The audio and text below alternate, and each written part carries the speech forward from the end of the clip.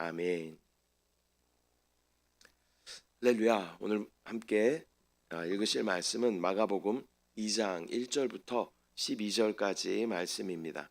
마가복음 2장 1절부터 12절까지 말씀을 다 같이 합독하겠습니다. 2장. 수일 후에 예수께서 다시 가버나움에 들어가시니 집에 계시다는 소문이 들린지라. 많은 사람이 모여서 문 앞까지도 들어설 자리가 없게 되었는데 예수께서 그들에게 도를 말씀하시더니 사람들이 한 중풍병자를 네 사람에게 메워 가지고 예수께로 올세 무리들 때문에 예수께 데려갈 수 없으므로 그 계신 곳에 지붕을 뜯어 구멍을 내고 중풍병자가 누운 상을 달아내리니 예수께서 그들의 믿음을 보시고 중풍병자에게 이르시되 작은 자야 내 죄 사함을 받았느니라 하시니 어떤 서기관들이 거기 앉아서 마음에 생각하기를 이 사람이 어찌 이렇게 말하는가 신성 모독이로다. 오직 하나님 한 분 외에는 누가 능히 죄를 사하겠느냐. 그들이 속으로 이렇게 생각하는 줄을 예수께서 곧 중심에 아시고 이르시되 어찌하여 이것을 마음에 생각하느냐. 중풍병자에게 내 죄 사함을 받았느니라 하는 말과 일어나 내 상을 가지고 걸어가라 하는 말 중에서 어느 것이 쉽겠느냐. 그러나 인자가 땅에서 죄를 사하는 권세가 있는 줄을 너희로 알게 하려 하노라 하시고 중풍병자에게 말씀하시되 내가 네게 이르노니 일어나 내 상을 가지고 집으로 가라 하시니 그가 일어나 곧 상을 가지고 모든 사람 앞에서 나가거늘 그들이 다 놀라 하나님께 영광을 돌리며 이르되 우리가 이런 일을 도무지 보지 못하였다 하더라. 아멘. 할렐루야. 오늘은 마가복음 2장 1절부터 12절까지 말씀을 우리가 함께 읽었습니다. 오늘의 본문은 중풍병자를 고치시는 그러한 사건으로 우리가 잘 알고 있죠. 그러나 이 이야기는 단순한 치유 사건의 기적의 이야기가 아닙니다. 우리는 예수님께서 육체의 병을 고치시기 전에 먼저 죄를 사하신다라는 것을 볼 수 있습니다. 이것은 매우 중요한 그러한 문제이죠. 사람에게 가장 근본적인 문제는 무엇일까요? 겉으로 드러난 많은 고통들이 있습니다. 삶의 문제도 있고 육신의 질병도 있습니다. 그러나 인간에게 가장 중요한 문제는 바로 하나님과의 단절이다라는 것을 우리는 알아야 합니다. 오늘 본문은 예수님의 권세가 단순히 겉으로 드러난 질병, 문제만 치료하시는 것이 아니라 죄를 사하는 그러한 하나님의 권세가 예수님께 있다라는 것을 말씀하고 있습니다. 먼저 1절 말씀. 수일 후에 예수께서 다시 가버나움에 들어가시니 집에 계시다는 소문이 들린지라. 예수님께서 다시 가버나움에 들어가셨을 때 집에 계신다라는 소문이 퍼지게 됩니다. 이 예수님에 대한 소문은 단순한 어떤 호기심이 아니라 기대를 가지게 만드는 그러한 것이죠. 그래서 복음은 숨겨지지 않고 퍼져나가는 그러한 생명력 있는 복된 소식인 줄 믿습니다. 2절 말씀. 많은 사람이 모여서 문 앞까지도 들어설 자리가 없게 되었는데 예수께서 그들에게 도를 말씀하시더니 많은 사람들이 모여서 문 앞까지 가득 차 있었습니다. 예수님께서는 그들에게 이제 말씀을 전하십니다. 여기서 말씀이라고 하는 것은 단순한 어떤 교훈이나 지식이 아니라 하나님의 다스림과 구원의 선포인 것입니다. 예수님의 사역의 중심은 언제나 말씀이 함께 있었습니다. 3절. 사람들이 한 중풍병자를 네 사람에게 메워가지고 예수께로 올세. 이때 사람들이 한 중풍병자를 네 명에게 들려서 예수님께 나오게 합니다. 중풍병이라고 하는 것은 현대의학으로는 뇌졸중이라고 이야기하죠. 뇌졸중에는 뇌출혈, 또 뇌경색 이런 것들이 포함되어져 있다고 합니다. 이 중풍병은 뇌혈관에 문제가 생겨서 신체 일부가 마비되는 그러한 질병이죠. 그래서 스스로 움직일 수 없는 그러한 상태를 의미합니다. 이것은 죄로 인해서 스스로 구원에 이를 수 없는 인간의 영적인 상태를 또한 상징적으로 보여주는 그러한 모습입니다. 4절 말씀. 무리들 때문에 예수께 데려갈 수 없으므로 그 계신 곳에 지붕을 뜯어 구멍을 내고 중풍병자가 누운 상을 달아 내리니. 많은 무리들 때문에 입구가 막혀 있어서 예수님께 가까이 갈 수 없는 그러한 상태입니다. 그러자 그들은 포기하지 않고 지붕을 뜯어서 구멍을 내고 이 병자를 달아서 내립니다. 당시 집은 흙과 나무로 지붕을 만들었기 때문에 가능한 일이었을 것입니다. 이 장면은 또 믿음의 적극성을 보여주는 것입니다. 믿음은 장애물을 핑계 삼지 않고 또 길을 찾아가는 그러한 적극적인 믿음이 되어야 하는 줄 믿습니다. 5절. 예수께서 그들의 믿음을 보시고 중풍병자에게 이르시되 작은 자야 내 죄 사함을 받았느니라 하시니. 예수님은 그들의 믿음을 보시고 중풍병자에게 죄 사함을 선언하십니다. 여기서 죄라고 하는 것은 단순히 도덕적으로 어떤 실수, 어떤 규범을 어기는 그런 정도가 아니라 하나님과의 단절된 그러한 상태를 의미하는 것이죠. 여기서 또 내가 죄 사하였다라는 이 사함이라고 하는 것은 빚을 탕감하는 것과 같은 그러한 표현입니다. 죄로 인해서 책임이 없어졌다라는 것을 의미하는 그러한 단어입니다. 예수님은 겉으로 드러난 병보다 더 깊은 문제를 먼저 다루시는 것을 우리는 볼 수 있습니다.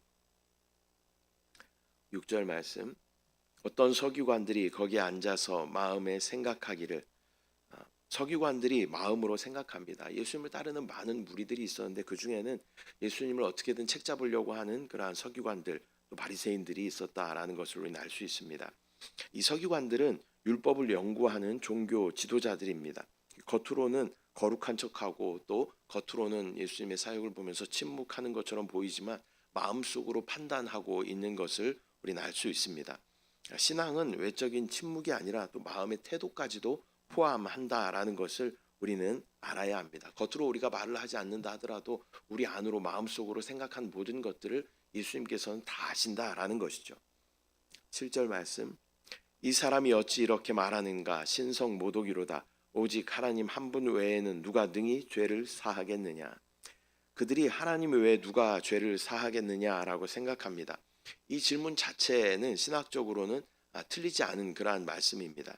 구약에서 죄 사함의 권세는 오직 하나님께 속하여 있다라는 것을 우리는 알 수 있습니다. 그러나 그들은 예수님께서 바로 하나님이시다라는 것은 알지 못하였다라는 것이죠. 8절 말씀. 그들이 속으로 이렇게 생각하는 줄을 예수께서 곧 중심에 아시고 이르시되 어찌하여 이것을 마음에 생각하느냐. 예수님은 전지하신 분이십니다. 그렇기 때문에 그들의 생각을 다 아십니다. 이것은 예수님의 신적인 통찰력을 보여주는 그러한 모습입니다. 하나님만이 사람의 마음을 아십니다. 예수님은 완전한 하나님이십니다. 또한 예수님은 단순한 교사가 아니라 마음을 아시는 창조주 하나님이신 줄 믿습니다. 9절 말씀. 중풍병자에게 내 죄 사함을 받았느니라 하는 말과 일어나 내 상을 가지고 걸어가라 하는 말 중에서 어느 것이 쉽겠느냐. 예수님은 죄 사함과 병 고침 중에 어느 것이 더 쉽겠느냐라고 물으십니다. 겉으로 보기에는 병 고치는 것이 더 어려워 보입니다. 그러나 사실 죄 사함은 눈에 보이지 않기 때문에 검증하기 더 어려운 것이죠. 예수님의 의도는 보이는 기적을 통해서 보이지 않은 이 죄 사함의 권세를 증명하려고 하는 것입니다. 10절 말씀. 그러나 인자가 땅에서 죄를 사하는 권세가 있는 줄을 너희로 알게 하려 하노라 하시고 중풍병자에게 말씀하시되. 예수님은 인자가 땅에서 죄를 사하는 권세가 있음을 알게 하려 하신다라고 말씀하십니다. 여기서 인자라는 말은 사람의 아들이라는 그러한 표현이죠. 또 완전한 인성을 가지고 계신 주님을 의미하기도 합니다. 그러나 구약 다니엘서에 등장하는 이 메시아적인 호칭으로도 인자라는 단어가 사용되어집니다. 따라서 하나님의 이 권위를 위임받은 존재를 가리킬 때 쓰이는 단어가 이 인자라는 단어입니다. 예수님은 자신이 그러한 권세를 가지신 분이심을 선포하는 것입니다. 11절. 내가 내게 이르노니 일어나 내 상을 가지고 집으로 가라 하시니. 중풍병자에게 일어나 자리를 들고 집으로 가라라고 명령하십니다. 말씀 한마디에 마비된 몸이 회복되는 것을 우리는 볼 수 있습니다. 하나님의 말씀은 창조의 능력을 가지고 있으신 것이죠. 태초에 하나님께서 천지를 창조하셨을 때 말씀으로 창조하셨던 것처럼 사람의 모든 문제와 또 질병을 치유하실 수 있는 그 능력도 그 입술 가운데 있다라는 것을 우리는 볼 수 있습니다. 여기서 치유하시는 것은 단순한 회복이 아니라 새로운 삶으로 시작하게 하시는 것인 줄 믿습니다. 12절 그가 일어나 곧 상을 가지고 모든 사람 앞에서 나가거늘 그들이 다 놀라 하나님께 영광을 돌리며 이르되 우리가 이런 일을 도무지 보지 못하였다 하더라. 그 중풍병 걸린 사람이 즉시 일어나서 걸어 나가자 사람들이 놀라서 하나님께 영광을 돌립니다. 기적의 목적은 사람을 감탄하게 하는 것이 아니라 하나님께 영광을 돌리게 하는 데 있는 줄 믿습니다.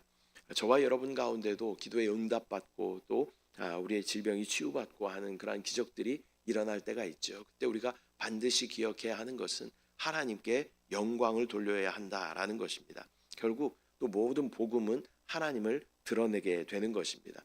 저와 여러분이 또 하나님께서 응답하신 것들을 가지고 간증하며 복음을 전할 때 하나님의 놀라운 영광이 나타나게 될 줄 믿습니다.